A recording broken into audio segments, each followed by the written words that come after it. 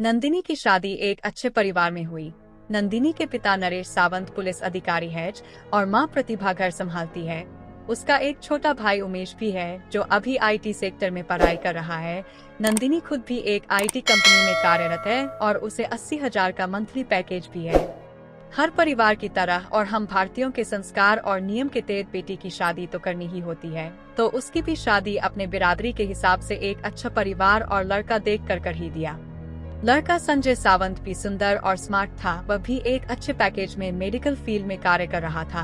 उसके पिता माधव सावंत रिटायर्ड सरकारी कर्मचारी थे और मां सावित्री घर के कार्य में ही लीन थी। शादी के 2 दिन हो गए थे।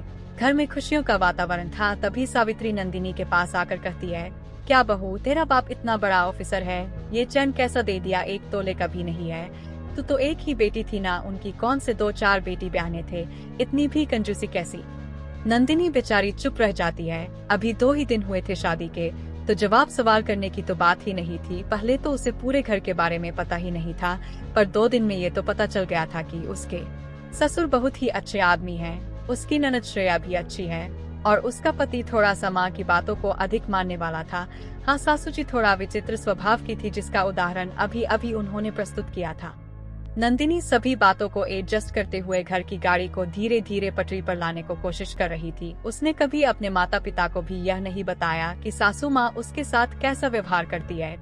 एक दिन उसकी सास उससे बहस करने लगती है कि तेरा बाप एक नंबर का कंजूस है, हमें बेवकूफ बना दिया, कुछ भी नहीं दिया। नंदिनी से रहा नहीं जाता है तो वह भी पहली बार जवाब देती है, मम्मी जी आपको क्या चाहिए?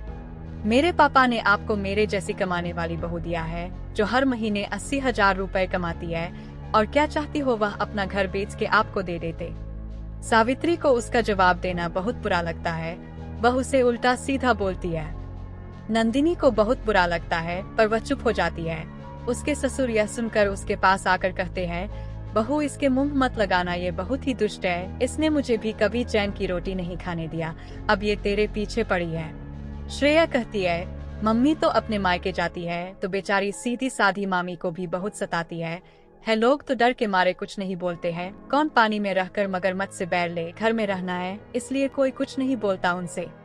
नंदिनी बेचारी परेशान हो जाती है। खाना बनाते समय उसकी सासू माँ आकर खड़ी हो जाती थी और हर बात पर रोक टोक करती। तेल बहुत डालती है, तेरा बाप लाकर देता है क्या?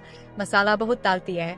बात पर ताने मारना तो जैसे जन्म सिद्ध अधिकार था। नंदिनी बेचारी सब कुछ सुन लेती थी।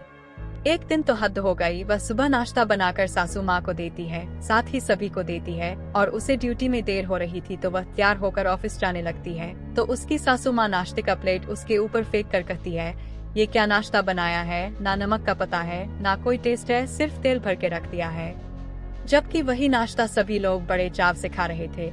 उसके ससुर बोलते भी है कि क्या प्रॉब्लम है, बढ़िया तो है। सावित्री उनको भी 4 बात सुना देती है। हाँ, मैं ही बुरी हूँ, इतनी अच्छी बहू है तो रहो तुम लोग, मैं अपने मायके चली जाती हूँ।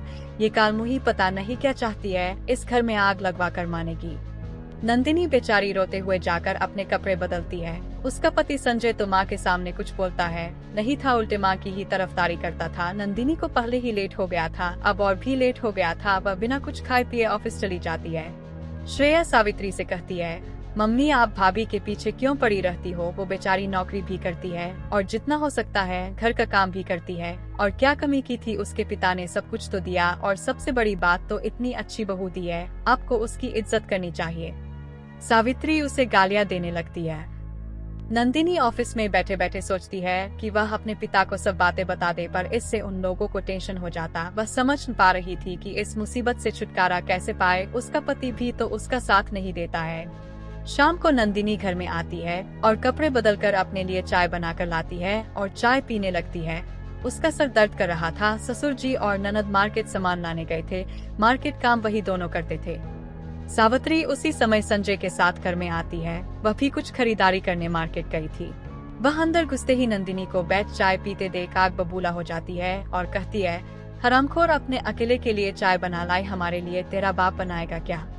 नंदिनी कहती है, हर बात में बाप का नाम मत लाया करिए।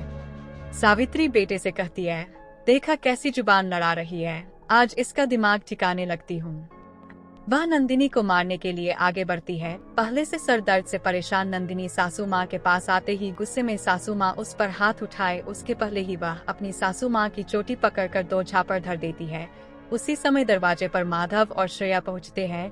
नंदिनी को माँ को मारते देख संजय चीखते हुए नंदिनी की तरफ बढ़ता है तो नंदिनी वहीं पड़ी अपनी चप्पल उठाकर उसे भी 2 चप्पल मारती हुए कहती है, बहुत हो गया, अब मैं भी बर्दाश्त नहीं कर सकती। मैं अभी और इसी वक्त जाकर पुलिस स्टेशन में तुम लोगों के खिलाफ 498 का केस दर्ज करवा देती हूँ, सभी को जेल भिजवाती हूँ।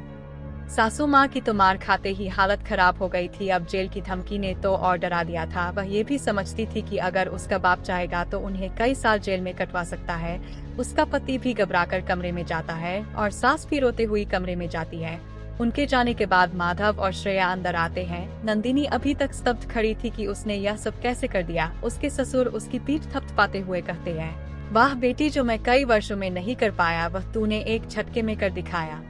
दूसरे दिन से सुबह सुबह सासू माँ चाय बनाती हुई दिखाई दी और उससे रंग से बात करने लगी। नंदिनी को अपने किए से दुख भी हुआ पर उसका रिजल्ट देख खुशी भी हुई। आज नंदिनी के लड़के का 12वीं मनाया जा रहा है और पूरा परिवार जुटा है। उसकी सासू माँ सभी काम कर रही थी।